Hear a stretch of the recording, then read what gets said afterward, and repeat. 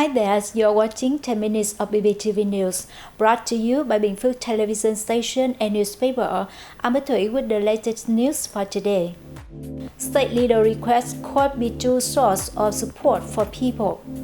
Bình Phước posts remarkable achievement in digital transformation. Flowers grower preparing for TED. Let's begin our bulletin with the latest news from Bình Phước Province. The leader of Bình Phước Province presented the proposal to the recent National Teleconference on supporting localities in effectively implementing Project number 6 on developing the application of population data, identification and electronic authentication to serve national digital transformation. Chairwoman of the Bình Phước Provincial People's Committee, Trần highlighted the remarkable achievements Bình Phước Province has seen after 2 years of implementing Project number 6, which have laid a strong foundation for the successful implementation of the digital transformation tasks. Bình Phước has undertaken a range of initiatives and made significant progress in providing online administrative procedures, recording a rate of 80.26%, ranking it fourth nationwide. Bình Phước has also integrated 1769 public services to the National Public Service Portal, securing 7th place nationally. The Transaction Office of the Vietnam Bank for Social Policy in Hớn Quản District has sped up the loan disbursement process to contribute to the enhancement of social security and address challenges faced by individual workers, vulnerable groups, the impoverished, and those severely impacted by the pandemic. The Bình Phước Provincial Social Policy Bank allocated 30 billion Vietnam dong to Hớn Quản District for the 2022-2023 period, following guidelines contained in Resolution number 11 from the government on the Socio-Economic Recovery and Development Program. The Transaction Office of the Hớn Quản District Bank for Social Policies immediately intensified its efforts to promote awareness among the public. It provided instruction for the swift preparation of loan documents that meet prescribed regulations. It has now disbursed loans of 30 billion Vietnam dong to 30 customers for economic development, with disbursement carried out in a transparent manner.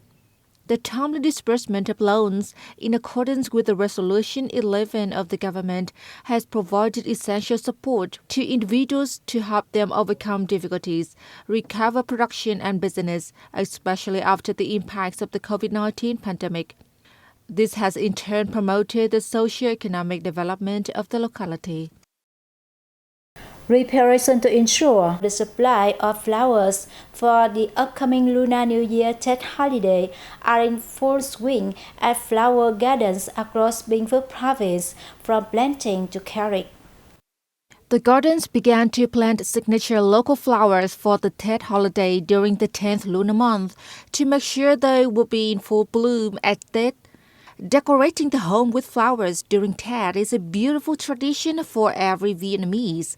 Local flower growers are dedicated to the gardens, not only to increase their earnings, but also to ensure the tradition continues.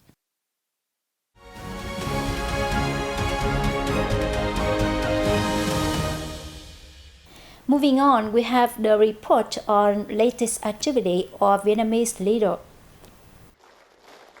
President Vo Van Thuong, head of the Central Steering Committee for Judicial Reform, attended a national conference held in Da Nang City on December 24 to launch tasks for the court sector in 2024.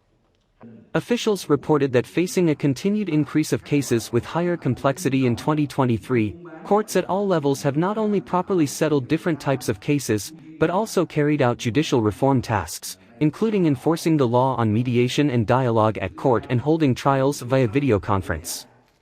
Addressing the meeting, President Vo Van Thuong appreciated the court sector's activeness, creativity, and breakthrough solutions to improve its performance, thus helping curb crime growth, facilitate civil, business, and trade transactions, and protect people's peaceful life.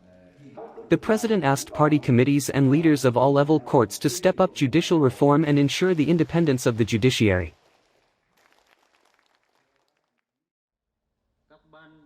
President Vo Van Thuong attended a ceremony to announce the master plan of the Central Coastal Province of Quang Ngai for 2021 to 2030, with a vision to 2050, on December 24 as part of his working trip to the locality. Addressing the event, Deputy Prime Minister Tran Hong Ha stressed that Quang Ngai, lying in the central key economic region, has an important strategic location and a harmonious transportation system connecting with the Central Highlands and southern localities of Laos. With nearly 130 kilometers of coastline, the province boasts great potential in marine economic development, he said, adding that the locality is also the center of Sa Huyn culture, one of three ancient cultures of Vietnam dating back 2,500 to 3,000 years ago. The master plan is expected to help create new momentum for Quang Ngai to further promote development in the new period, Deputy Prime Minister Ha said. He asked the locality to develop sustainable urban areas in the direction of green urban, gradually choose an appropriate economic development model, and form an urban economic, industrial, service ecosystem. On this occasion, the locality started the construction of the Hong Sa Doc Soi Road project worth 3.5 trillion VND, over $144.3 million, which will have a total length of 26.88 kilometers. Once completed, the project will contribute to completing the province's road traffic network in accordance with the approved planning, forming an important transport axis connecting Chu Lai Airport and Zung Quat Economic Zone to Quang Ngai City and southern localities. Four important transport projects nationwide were inaugurated in the presence of Prime Minister Pham Minh Chinh on December 24.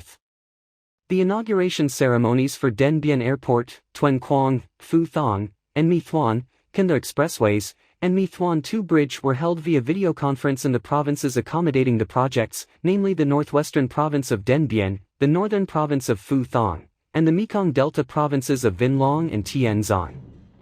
Speaking from the ceremony in Dien Bien Phu city of Dien Bien province, Prime Minister Chin highlighted the importance of transport infrastructure to socio-economic development. The inauguration of the four projects is a step to carry out the policy of delegating power to localities and mobilizing investment from non-state budget sources for infrastructure development. He asked relevant sides to operate the facilities in an effective manner, continue perfecting and connecting those facilities with related structures, and ensure the people displaced to serve the projects have better or at least similar life quality compared to their previous living places. We have more news coming up next. Let's take a look. Archbishop Marek Zalewski has been appointed by Pope Francis as the first resident papal representative in Vietnam, the Holy See announced on December 23. The appointment of Archbishop Marek Zalewski as the first resident papal representative in Vietnam is expected to help promote the connections between the Holy See and the Catholic Church in Vietnam, as well as opinion exchanges between Vietnam and the Holy See. Finally, Vietnam's textile and garment products have been exported to 104 countries and territories this year, a record number according to the Vietnam Textile and Apparel Association. According to the Vietnam Textile and Apparel Association, the U.S. remained the biggest importer of Vietnamese textile and garment products, with a turnover of over $11 billion by the end of September. It was followed by Japan, the EU, the Republic of Korea, Canada, and China. Diversifying markets, products, customers, and partners is a step towards reducing Vietnam's reliance on large markets. Markets that previously did not import products from Vietnam now do so, affirming the nation's position in the global marketplace. According to the association, 2023 has posed significant challenges, such as the lingering global impact of the COVID-19 pandemic and a large inventory due to decreased demand. The total export value of the industry last year surpassed $44 billion, but with these difficulties, it is expected to decrease by more than 9% this year to over $40 billion.